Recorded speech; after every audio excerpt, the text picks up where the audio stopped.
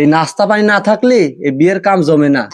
তাই আমি এই রমজান মাসে এই ঘটক তালি কাম করিনি। শুধুমাত্র আপনার বিশেষ অনুরোধে আমি এই দুইটা পাত্র নিয়ে আইছি। এদের ভিতর কিন্তু একটা পাত্র স্পেশাল।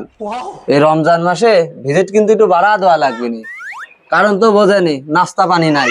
ঘটক সাহেব, উনি আপনি চিন্তা করবেন না, মেয়ে কিন্তু আমার মাস্টার ডিগ্রি পাস। ঘটক সাহেব, এই ছেলে কোনটা কি করে? এই যে আমার পাত্র, যেমনও সুন্দর চেহারা তেমনও সরকারি চাকরি, লাখে একখান। এই যে একটা পাত্র, দেখতে একটু কালো কিন্তু ব্যবসা অনেক ভালো। তা ঘটক সাহেব কিসের ব্যবসা? লেবু ব্যবসায়ী। বলেন কি ঘটক সাহেব? তাহলে আর ওই সরকারি চাকরিজীবী নিয়ে আসছেন কেন? আমি ওই লেবু ব্যবসায়ীর সাথে আমার মেয়ে বিয়ে দেবো। এমন তুই চলে যা, দুইটা লেবু গাছ লাগা গা, সিজন ধরবি, রোজাটা বাড়ানি, তোরও বিয়ে দেবো নে।